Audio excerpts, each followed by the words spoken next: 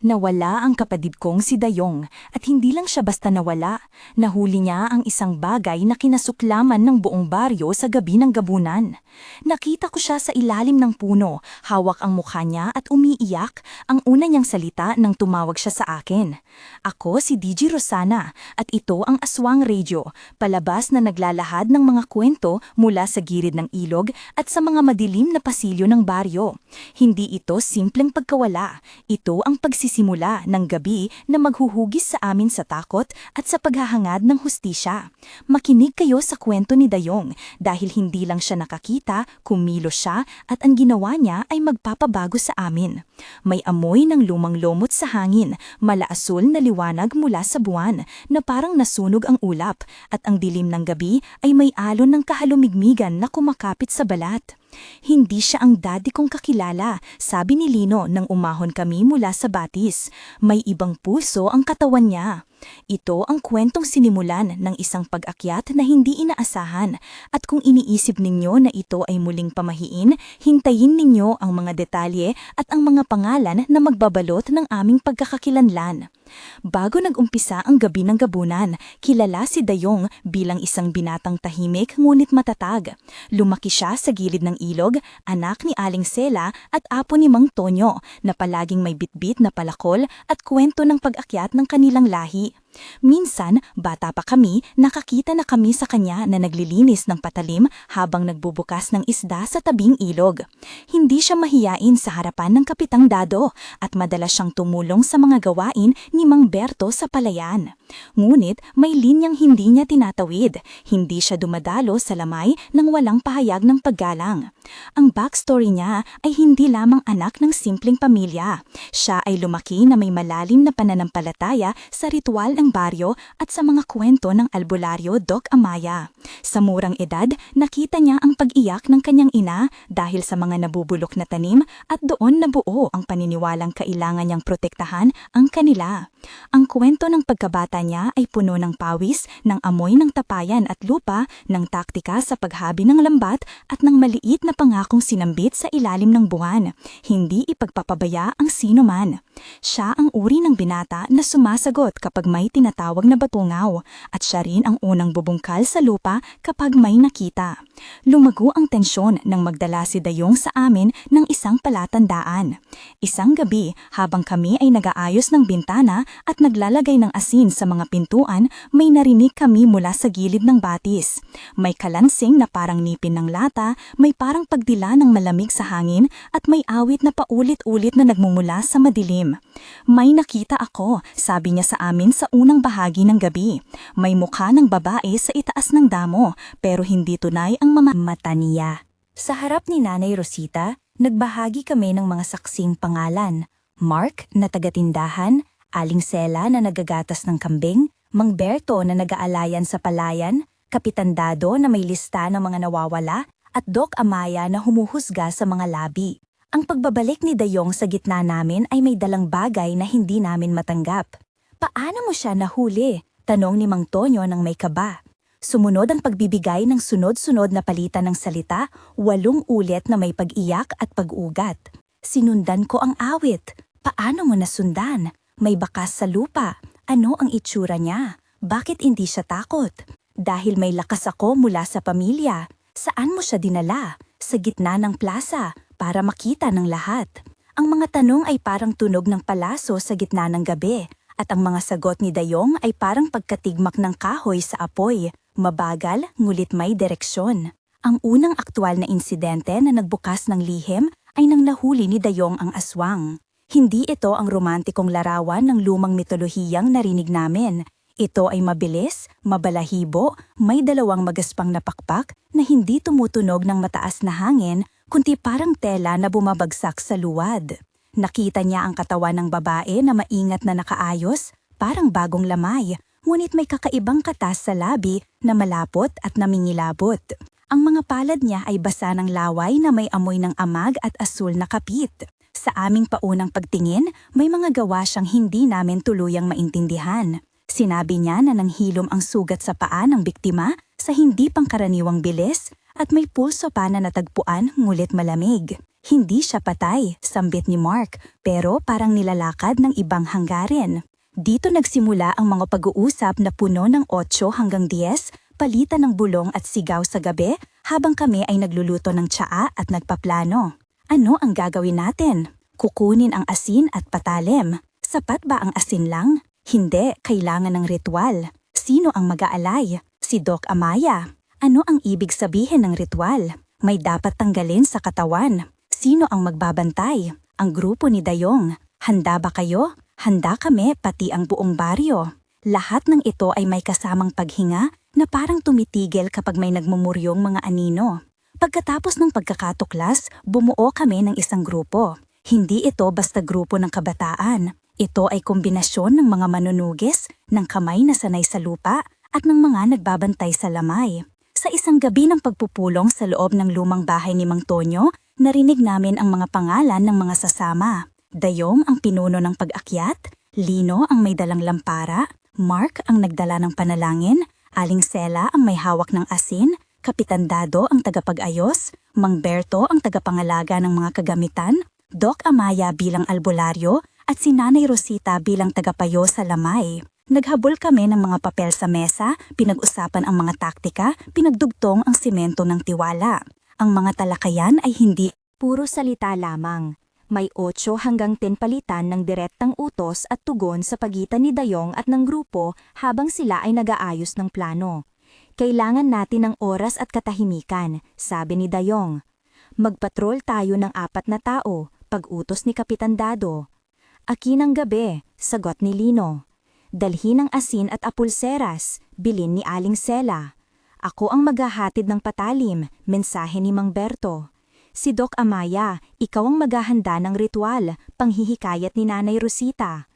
Oo, may kailangan akong dalhin, sabi ni Doc Amaya, mga dahon, krus at pasasemit. Anong pasasemit? Mga lumang dasal ng baryo, paliwanag niya. Kailan tayo magtakbo? Biyernes gabi. May babala ba? Huwag lalapit ng mag-isa. Ang organisasyon ay naging seryoso at teknikal. Para sa proseso ng paghahanda ng ritual, nagpasok si Doc Amaya ng maiksing paglalarawan. Simpleng pagsasama ng asin, apoy, paglilinis ng kamay gamit ang dahon ng saging, paglagay ng pat sa apoy, pagbulong ng 3 lumang dasal, at paglalagay ng patalim na may langis ng bawang. Ito ay 300 karakter na maikling paglalarawan ng proseso na may tumpak na hakbang at kabuuang hangarin na magtanggal ng masamang puwersa at lahat ay ginawang maingat upang hindi lumabag sa paniniwala ng aming mga matatanda. Ang una naming pagsalakay ay puno ng pag-igting. Nang gabi ng unang aktwal na harapan, naramdaman namin ang tunog ng puso ng lupain, mga yabag ng dagas sa luwad, pagtaginting ng tubig sa mga bato at ang pagyuyog ng mga dahon sa hangin na tila may sariling paghinga. Ang unang sandali ng tensyon ay nagsimula nang kami ay magpatakbo papunta sa isang lumang kubo sa gilid ng batis. Biglang huminto ang lahat dahil may pang-amoy na parang sunog at balat na nasusunog. Luz Vininda, isang tuwid na babae mula sa tabi ng palengke na hindi namin sinasadyang isama, sumigaw ng malakas. May tunog ng tao pero hindi tao, pabulong niya. Naramdaman ng bawat isa ang lamig sa likod ng leeg. Ang unang moment of tension ay umabot ng humigit kumulang 500 hanggang 50 karakter ng panibagong bangungot, ang pag-urong ng mga mata, ang sakit na literal na nararamdaman sa mga daliri, ang amoy na wala sa inaasahan, ang pulso ng hangin na humahabol sa mga binti, at ang biglang pagkawala ng liwanag sa lampara ni Lino. Ang mga pag-uusap ay nagpatuloy. Huwag mag-split, hawakan ko ang ilaw, pigilan ang hininga. Kung may sumigaw, tumakdo, tandaan ang marka. Ito ay isang yugto kung saan ang katahimikan mismo ay nagbanta. Sunod na gabi, nagbunga ang plano sa unang pagkatalo at sa unang pagdurusa. May nagsabing may nakita silang anino na pumailan lang sa mataas na damo at may huling inaing na parang huni ng kabayo. Ang pangalawang moment of tension ay isang mahabang 500 hanggang 6 na aarang na karakter na detayadong pagsasadula ng paghabol, ng pag-iyak ng bata at ng pagkatanaw ng isang pamilya. Namatay ang isa sa amin na pinalitan ng mga pangungusap na puno ng krudo at pasasalamat, hindi ko na siya maiulit, pinatay siya sa harap ko. Bakit kami na lang? Ang pagkawala nito ay nagbunsod ng galit at ng kaginhawaan. Nagbunsod ito ng isang pakiramdam ng responsibilidad sa mga nakakabit.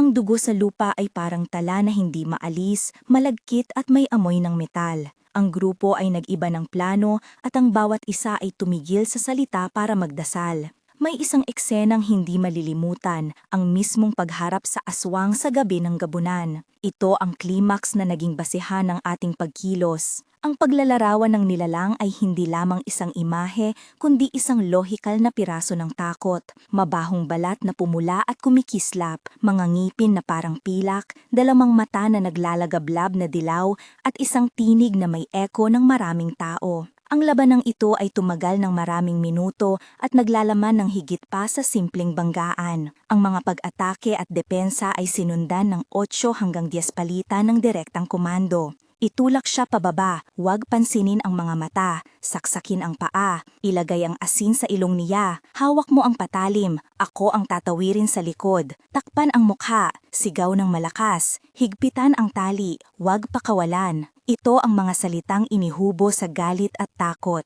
Sa gitna ng labanan, isang sakripisyo ang naganap. Hindi ito simpleng pagbibigay. Ito ay pag-aalay ng isang bagay na personal. May lumabas na lihim na koneksyon sa pagitan ng biktima at ng nilalang. Sa pag-ikot ng pangyayari, nalaman namin na ang aswang ay may kaugnayan sa isang lumang pagnanasa at sa isang maruming sikreto ng baryo. Ang pagbubunyag na ito ang nagtulak sa amin tungo sa mas malalim na pagkadismaya. Ang ikalimang bahagi ng kwento ay ang pagbagsak pagkatapos ng tagpo at ang pag-ahon sa bagong katotohanan. Sa pagbubunyag ng lihim, naming nakita ang mga labi ng isang matagal ng kasalanan. May taong nagbenta ng kanyang kapatid para sa kayamanan, may nagtaho na tumulong sa nilalang upang maprotektahan ang sariling kabahayan, at may nakitang marka sa dibdib ng isa sa mga namatay na nagdala sa amin sa isang lumang talaan ng lamay. Ang pagbukas ng katotohanan ay nagdulot ng pag-aaway sa loob ng baryo. Sino ang gumawa nito? Tanong ng marami. Kailangan ng hustisya, sigaw ng iba. Ang pagkakawatak-watak ay nag-ugat sa lihim at nagbukas ng mga tanong na mas mabigat pa kaysa sa dati. Sa puntong ito, ipinakita namin ang moral na komplikasyon. Kapag ang isa sa amin ay may kasalanan, sino ang hahawak ng hatol? Ngayon, humihinto muna ako at nilalapit ko kayo sa tanong. Ano ang gagawin ninyo kung kayo ang nasa lugar ni Dayong? Kung kayo ay susulitin ang sagot, simulan ninyo ang inyong mensahe sa komento ng "Ako sa lugar niya". Ibahagi ang inyong sariling rekomendasyon kung lalaban, aayaw o maghahanap ng alternatibong paraan. Ang inyong opinyon ay mahalaga dahil kami sa Aswang Radio ay naisbuo ng mga episode na hindi lamang nagpapakita ng pangyayari kundi tumutulong sa komunidad na mag-organisa. Sabihin rin kung may personal kayong karanasan na kaugnay ng mga pag-akyat, ng lamay na kakaiba o ng albularyo na nagbago ang isip ninyo. Magsimula ng inyong sagot sa "Ako sa lugar niya" at ipaliwanag ng 2 hanggang 3 pangungusap bakit. Ang mga komento ninyo ay hindi lamang pampalipas oras. Nakakatulong ito sa amin na malaman kung paano kami makakatulong at kung anong susunod naming hakbang ang dapat gawin. Makibahagi kayo at maging maingat sa pagbibigay ng pangalan o anumang detalye na maaaring makasama sa iba. Ngayon, bumalik tayo sa gabi ng gabunan at sa mga kaganapan na nagpatuloy. Ang pag-usad pagkalipas ng unang labanan ay nagsama ng mas maraming pag-check ng mga ebidensya. May mga nabuo kaming technical na proseso na ginamit ng grupo sa pag-iimbestiga. Una, sinimulan namin ang forensics ng baryo, pagkuha ng larawan sa labi, pagkuha ng sample ng lupa sa ilalim ng kuko, pagsusuri ng pulso ng natagpuang katawan, at pagbibilang ng marka sa damo. Ang mga hakbang na ito ay inilarawan ni Doc Amaya sa maikli at technical na paraan. Pagdisinfect ng mga kamay, pagkuha ng isang maliit na kutsilyo para sa pagtanggal ng balat sa hindi invasive na paraan, paglalagay ng asin sa mga bukas na sugat, at pagrerehistro ng lahat ng kalahok sa tala ng baryo. Ito ay humigit kumulang 250 hanggang 300 karakter na detalyado, ngunit sinakripisyo para sa pag-iingat. Ang pagsunod sa prosesong ito ay naging pundasyon upang magkaroon kami ng kredibilidad sa labas ng baryo. Habang lumilipas ang mga linggo, nagkaroon ng hindi inaasahang pagbubunyag. Ang ika-7 bahagi ay ang pagkakatuklas na may taong tahimik na nagkabit ng aswang sa loob ng kanilang pamilya. May mga dokumento mula sa lumang lamayan na nagpapakita ng mga palitan ng pera. At may lumang litrato na may marka ng isang simbolo na hindi namin lubusang naintindihan. Ang pag-amin ng isang matandang kapitbahay ay nagbukas ng usapan ng pagkakanulo. Ginamit namin ang nilalang dahil sa utang, sabi niya habang umiiling ang buong baryo. Ang pagbubunyag ay nagdulot ng paghihimagsik at ng paghahanap ng hustisya. Ang mga tanong ay naglalaro sa hangin. Pangangalaga ba sa pamilya ang dahilan ng trahedya o simpleng pagkamuhi ng sarili? Naging malinaw na ang labanan namin ay hindi lamang laban sa aswang, kundi laban sa mga tinig ng kahinaan sa sarili. Ang epilogo ay nagbigay ng 3 panahon at dito natin tiningnan ang epekto sa buhay ng baryo at sa mga taong nagpaiwan ng marka. Sa 1 buwan pagkatapos ng gabi ng gabunan, ang baryo ay nag-aayos pa rin ng mga sirang bintana, ng mga lamparang nawalan ng langis at ng mga lapida na kinakailangan ng bagong paglalagay. Ang unang sandali ng epilogo ay nagpapakita ng paggabago sa puso. Maraming pamilya ang nagluluksa pa rin pero may mga nagbangon upang linisin ang pangalan ng kanilang mahal. Maraming bata ang hindi na naglalaro sa gabi at ang paglalakad papunta sa palengke ay may dala ng liwanag at asin. May 3 bahay na nagbago ng tradisyon. Hindi na sila nagiiwan ng bintana ng bukas sa gabi. May bagong pulong ang grupo ni Dayong at patuloy ang koordinasyon sa kapitandado upang maglatag ng mga regular na patrol. Ang mga salitang hustisya at pag-aayos ay paulit-ulit at may mga panibagong patakarang ipinatupad para sa kaligtasan. Ito ay humigit kumulang 750 katagang pag-aayos at paghilom sa unang buwan. Pagkalipas ng 3 buwan, may mas malalim na pagbabago. Nakatanggap kami ng tulong mula sa Karatig Baryo at may dumating na isang grupo ng mga tagapag-aral mula sa bayan para mag-record ng kwento at magsagawa ng mas malalim na investigasyon. Ang pangalawang sandali ng epilogo ay nagpapakita ng kolektibong pagbangon. May mga seminar ukol sa paghanda sa gabi, may mga workshop sa paggawa ng improvised na ilaw at pagpapatibay ng mga pinto, at may mga bagong batas sa pamahalaang lokal tungkol sa pag-iimbestiga ng mga hindi pangkaraniwang pangyayari. Nagkaroon ng pag-aalok na magsanay ang mga kabataan bilang volunteer night watchers na may kasamang first aid training. Ang baryo ay nagsimulang magtayo ng maliit na museo ng mga irregular na bagay na nakuha mula sa gabi ng gabunan para hindi malimot ang aral. Ito ay nasa pagitan ng 750 hanggang 800 na karakters ng paglalarawan ng pag-unlad sa 3 buwan. 6 na buwan mula sa gabi ng gabunan, ang baryo ay hindi na ang dati, ngunit nakatayo ito ng mas matibay. Ang huling bahagi ng epilogo ay nagsisilbing ang matagalang tala. Ang grupo ni Dayong ay opisyal na kinikilala ng kapitan, may pondo na inilalaan para sa mga patrol at may record ng mga sumasarong pangyayari na pinananatili sa munisipyo. Si Dayong ay kinikilala bilang tao na may tapang at maling parangal. May mga araw na kailangang maghilom ng mga sugat at may mga araw na kailangang humarap sa mga tanong na hindi pa rin nasasagot. Ang mga pag-akyat ay patuloy pero may mas maraming testamento at ang loob ng baryo ay unti-unting dumabalik sa normal ngunit hindi na bago ang gabi ng gabunan. Ang wakas ng epilogo ay nag-iiwan ng mensahe. Ang komunidad ay may bagong kaalaman at responsibilidad at ang hustisya ay hindi na lamang isang salita kundi isang proseso na pinagpala ng pagbabantay at pag-aaruga. Ito ay nasa pagitan ng 700 hanggang 900 na ang karakter ng pagtatapos. Sa huling bahagi, ang pagbubukas ng ating malay kung ano ang nangyari ay may kaakibat na muling pagninilay. May mga tanong na nananatili. Sino ang tunay na sinalakay? Sino ang may kasalanan? Nagbago ba ang loob ni Dayong? Ang kanyang muka pagkatapos ng gabi ay nagdala ng mga marka na hindi madaling mawala. May mga taong nakakakita sa kanya at nagdududa pa rin. May iba na humanga sa kanyang tapang. At may ilan na nakatakot dahil sa kanyang nawala. Ang leksyon na aming natutunan ay simple pero mabigat. Sa pagtatapos, iniwan namin ang isang pakiusap sa inyo na mag-ingat pero huwag matakot na magsalita kapag may nakikita. Kung nais ninyong Makinig pa sa mga ganitong kwento, mag-subscribe kayo sa aming channel at siguraduhing iwan ang inyong kwento sa mga komento. At habang nagpapalubog ang buwan sa aming baryo, mananatili ang isang awit na hindi natin lubos na nauunawaan, ngunit lagi nating maririnig sa hangin.